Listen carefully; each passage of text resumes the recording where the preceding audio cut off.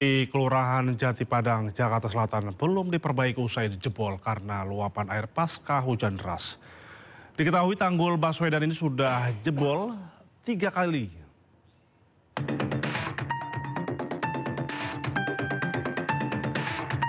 Beginilah kondisi dari tembok tanggul Baswedan yang jebol di Kelurahan Jati Padang, Jakarta Selatan. Tanggul dengan panjang lebih dari 15 meter ini jebol seketika karena tak kuat menahan debit air aliran kali PHB Pulo.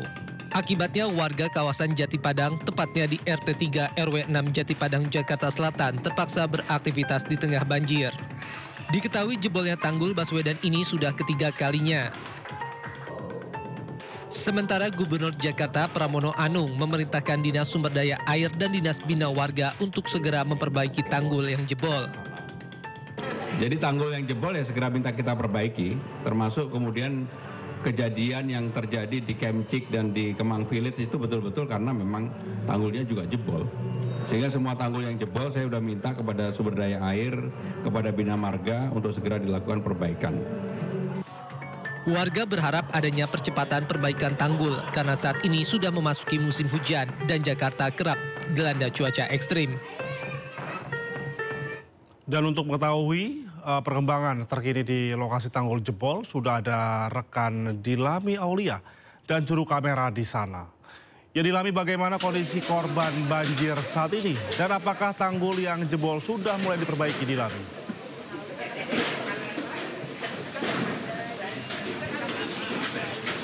Ya, selamat siang Indra dan juga pemirsa. Untungnya memang tidak ada korban jiwa akibat tanggul jebol di kawasan Jati Padang ini, Indra. Namun tentu ya aktivitas warga ini cukup terkendala karena air menggenang ini kira-kira 30 hingga 40 cm di RT 03 RW 06 ya. Bahkan kalau kita lihat nih Indra, ini air sudah masuk ke pemukiman warga, ini sudah menerobos ke pintu masuk juga ya Indra ya.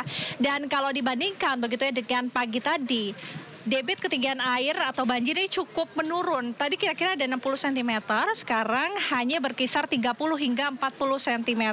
Tentu warga juga cukup kesulitan ya akibat adanya banjir yang menggenang ini karena aktivitas mereka terganggu, di mana warga yang ingin mencari makan, beraktivitas ini harus menyusuri banjir yang airnya juga kalau dilihat cukup keruh Indra ya. Dan dari pihak pemerintah terutama suku dinas SDA Jakarta Selatan sudah ada sejumlah upaya yang dilakukan untuk mengatasi tanggul jebol ini. Nah, salah satunya adalah di siang hari ini Indra, kita akan lihat bersama ya, bahwa ini dari petugas melakukan pengurugan di mana di sini dilakukan pembendungan dengan adanya karung berisi pasir yang ditempatkan di tanggul Baswedan ini ya. Ini upaya untuk membendung agar air ini tidak masuk ke pemukiman warga atau untuk menahan debit air. Karena kalau kita lihat Indra, sore dan juga malam air ini cukup tinggi karena curah hujan yang beberapa hari ini kita tahu sangatlah tinggi di kawasan Jakarta ini ya. Dan dari pemerintah terutama Gubernur Pramono Anung berjanji untuk melakukan perbaikan terkait dengan tanggul yang jebol ini dengan kisaran waktu 3 bulan. Namun ini juga akan menyesuaikan dengan kondisi yang ada karena sejak pagi debit airnya cukup tinggi Indra, terutama ada sejumlah kendala, baik itu kalau kita lihat ya banyak sekali sampah-sampah, ada sampah plastik, kemudian ada juga pohon-pohon tumbang, sehingga ini memang cukup menyulitkan dari pihak petugas untuk melakukan evakuasi dan juga untuk melakukan perbaikan di sekitaran area tanggul. Dan warga berharap tentu ya pemerintah dapat melakukan kebijakan yang efektif yang benar-benar dapat berpihak kepada masyarakat karena aktivitasnya agar cepat pulih, masyarakat juga bisa kembali beraktivitas seperti semula. Kembali ke studio Indra. Baik, terima kasih Dilami Aulia menyampaikan secara langsung di sana. Tetap hati-hati Dilami. Kita informasi lain ya pemirsa, angin puting beliung menerjang pemukiman di lereng Gunung Sindoro di Kabupaten Temanggung, Jawa Tengah. Akibat peristiwa ini, belasan rumah warga porak-poranda.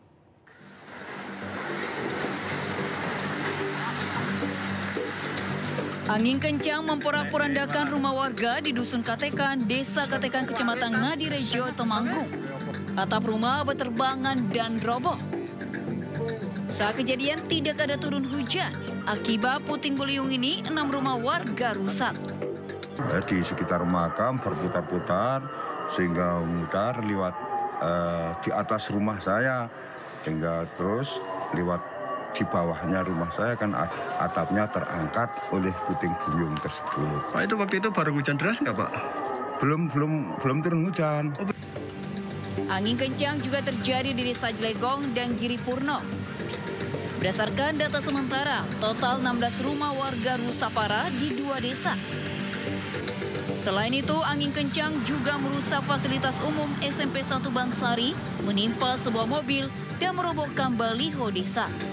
Dari Temanggung, Jawa Tengah, Didik Dono Hartono, iNews melaporkan. Ya pemirsa, penyebab kematian Arya Daru Pangayunan masih diselimuti misteri. Pihak keluarga menempuh berbagai cara untuk mengungkap penyebab kematian Arya Daru. Indikasi meninggal tanpa keterlibatan pihak lain.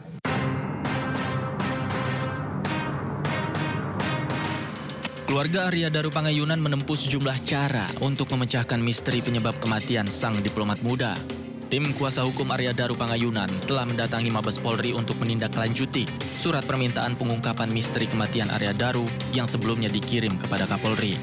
Bahkan, pihak keluarga juga telah menghadap ke Komisi 3 DPR untuk mengungkap misteri penyebab kematian Arya Daru. Langkah ini dilakukan karena keluarga merasa janggal dengan kematian diplomat muda Kementerian Luar Negeri tersebut. Beragam kejanggalan dirasakan pihak keluarga. Usai Arya Daru ditemukan tewas dengan wajah tertutup plastik dan terlilit lakban di kamar kosnya. Pihak keluarga mengungkap adanya kiriman amplop coklat berisi 3 simbol misterius saat pemakaman jenazah Arya Daru. Dengan meminta bantuan sejumlah pihak, keluarga berharap dapat mendorong pengusutan kembali kasus kematian Arya Daru. Tim Liputan iNews melaporkan. Sementara itu, pengacara keluarga Arya Daru Pangayunan meminta polisi mengungkap pemeriksaan Farah dan Dion dalam kasus kematian ADP. Kuasa hukum keluarga ADP juga meminta polisi membuka hasil pemeriksaan handphone milik ADP.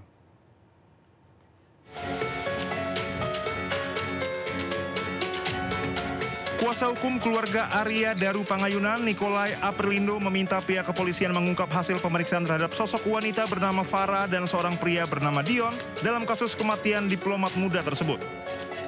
Menurut Nikolai, hal-hal tersebut perlu diungkap pihak kepolisian. Nikolai juga meminta pihak kepolisian membuka secara terang hasil pemeriksaan handphone milik Arya Daru. Nah, hal-hal privasi itu kami minta agar itu dibuka. Apa privasinya, hubungannya tentang apa privasinya, apakah hubungan dengan seorang wanita yang bernama Farah dan juga Dion, seorang laki-laki Dion yang bersama-sama dengan Farah dan almarhum ketika mereka siang makan di pos blok, kemudian mereka malam bertemu di GI. Nah, sini kita harus melihat jejak-jejaknya. Sebelumnya, polisi menyimpulkan tidak ada keterlibatan orang lain dalam kematian Arya Daru Pangayunan. Di Reskrimum Polda Metro Jaya, Kombes Pol Wira Satya Triputra mengungkapkan Arya telah memiliki keinginan mengakhiri hidupnya sejak lama, tepatnya sejak tahun 2013. Fakta tersebut terungkap dari hasil pemeriksaan digital forensik terhadap perangkat elektronik milik Arya. Tim Liputan iNews melaporkan.